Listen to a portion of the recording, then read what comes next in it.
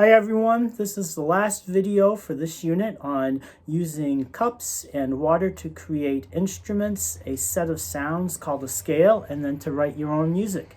And in the last video, I asked everyone to make sure that they wrote a song and wrote it down. I actually have two songs now. Here's the one I wrote from the last video. And then I actually went ahead and wrote another one also. So I actually have a total of 3 songs now I've written because on the handout from last week for the last video, I also had a song that I wrote. So I have 3 songs I wrote.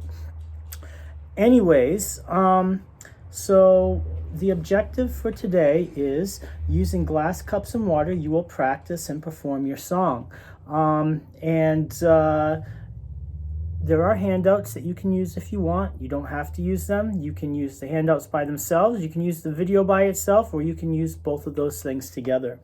What you will need today is 3 to 5 glass cups, a wooden spoon, which I almost lost, or stick or pencil, whichever you think is going to give you the best sound that you like to hear.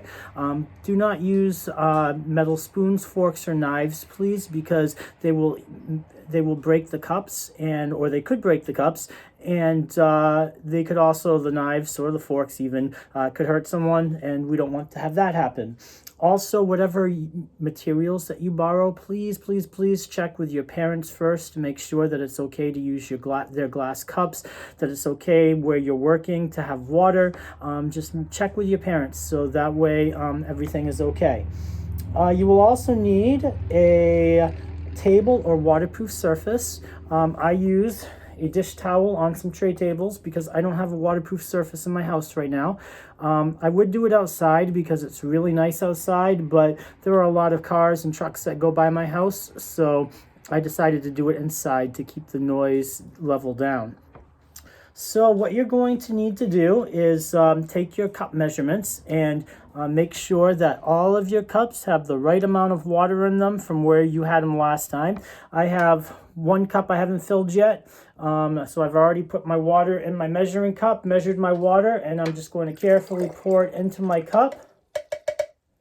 And then I'm going to go and check to make sure that all the sounds are in the correct order. I want the low sounds to be on one side, the high sounds to be on the other side, and I want to make sure that this is the right set of sounds that I created for the song that I wrote.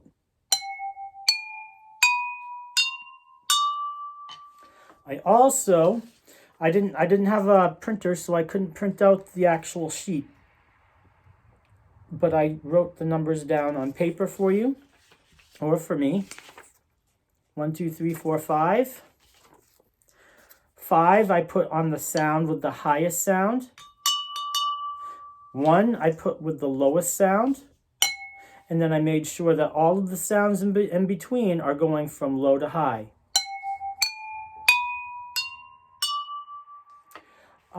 And now, let's see here. So you've cut out the numbers, you've placed 1 in front of each cup.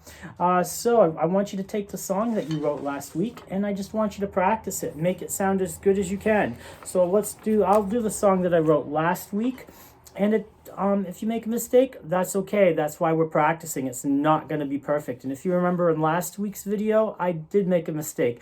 I had just written the song though, so I hadn't had a chance to practice it. So let's see how well I do now.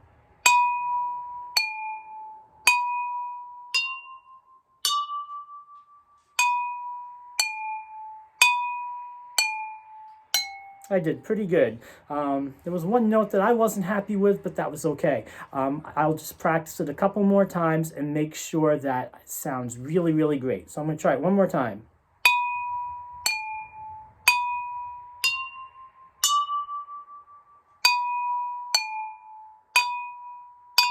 Oops, let me try that again. I made a mistake that time. So I'm going to start again, practice it, and try to get this to go really, really well.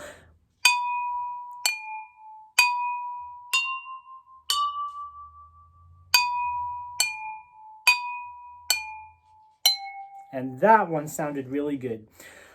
Because I am in quarantine, just like everybody else is, I don't have an audience right now. And both of my cats are eating, so I couldn't invite them to come and listen to me either. But if I had people living with me, or grandparents, or parents, or cousins who I could maybe video with them, maybe go on Zoom or Facebook chat, video chat or something, and say, with your parents' permission, of course, that I have a song I want to play for you that I wrote and I'd like you to hear it. That would be really great. Or you could just take, your stuffed animals, you could take your pets. Cats and dogs make great audiences because they always think everything you do is awesome. Parents also make great audiences. And if you have baby brothers and sisters or older brothers and sisters, you can use them as well. So I'm going to do my song one more time, pretending that I have an audience. I'm going to pretend that I have my family, my parents and my brothers and my nieces and nephews on Facebook chat, video chat, and I'm going to pretend that they're listening to me right now. So this is my song. I gave it a title. I called it Spring Flowers. I forgot to write it down though. I always like to give my songs titles, so make sure you give your song a title. So, to my audience, I'm going to play for you today a song called Spring Flowers, and I am the composer.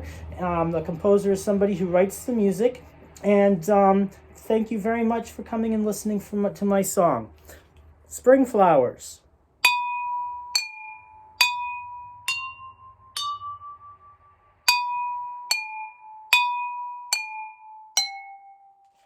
And that is the end of the unit.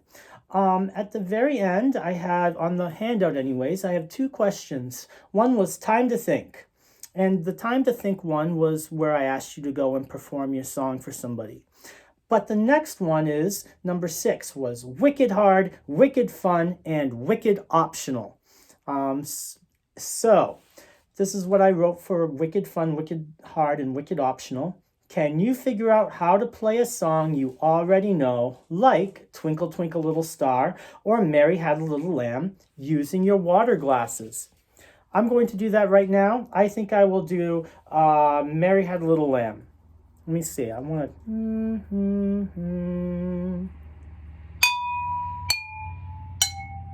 Yeah, I think that's right.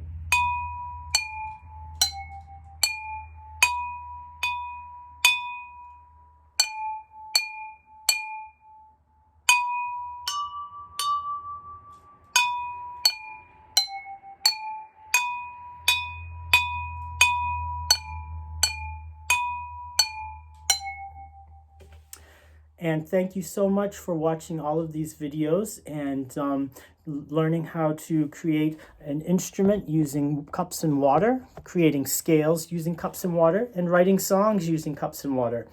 And thank you again.